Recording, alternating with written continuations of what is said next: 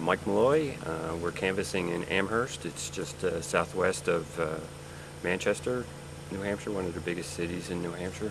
I'm not with my cousin today, but usually we've been, one person will be driving, looking up the addresses, getting the literature ready, as the other person's going up to the door, and then after a few houses we'll switch and the other person will drive and the other person will go to the door. How many houses are in this neighborhood that you're stopping in today that you're actually trying to hit? I'm finishing a list from yesterday. There was 55 names on that list. I have another list for this same area with about another 50-some names on it.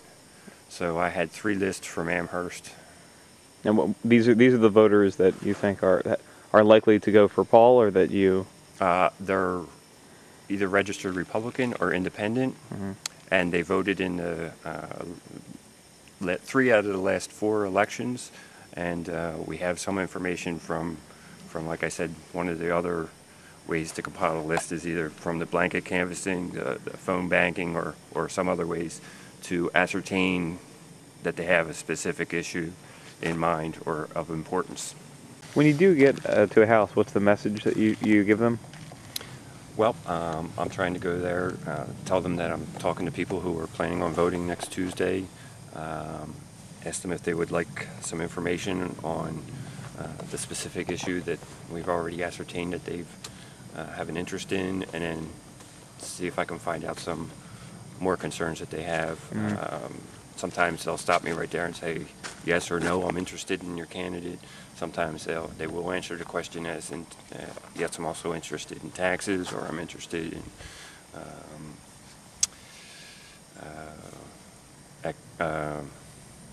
guns, I'm interested in health care, I'm interested in veterans, whatever the case may be. And so then we'll either discuss it and or pull out literature to give them on that issue. Okay. How many? What's the ratio roundabout? That's tough to say. I'd say at least half of them aren't home.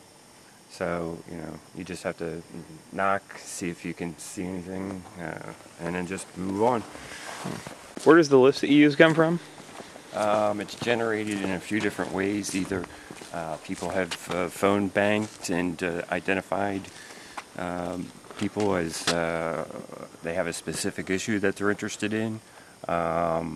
There's also been people going around and doing blanket canvassing, where they go and hit every house and talk to the voters, ask them what issues are of concern to them.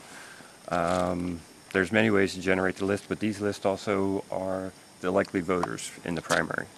So they're identified in a number of different ways. So people aren't still doing the blanket canvassing for brand new names? No, not at this point. At this point, we're trying to still do a little bit of advocacy, and mainly we're doing a lot of making sure that people are going to get out to vote. How you doing? Hey, I'm going around talking to people who are going to be voting next Tuesday. Great, are you going to the polls? Great. I wonder if I can give you some information on taxes.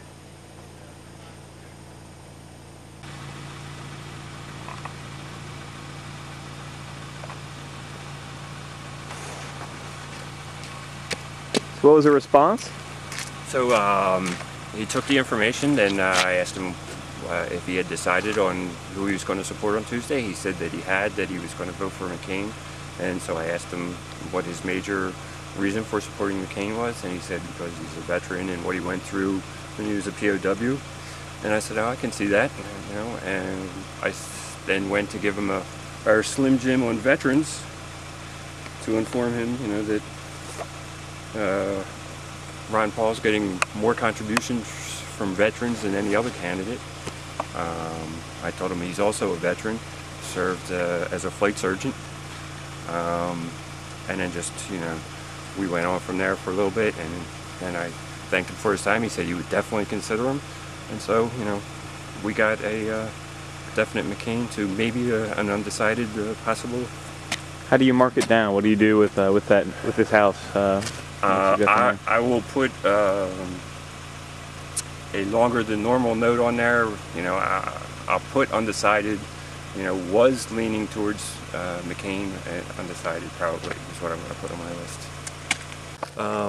whether somebody usually, whether it's at a house or on the street, whether or not they will take any other literature, we are also handing out declarations and constitutions, and almost everybody takes those. And you know, this is a great piece to hand out to people so that they know what should be the basis upon which their congressmen and other representatives should be basing their decisions. Okay.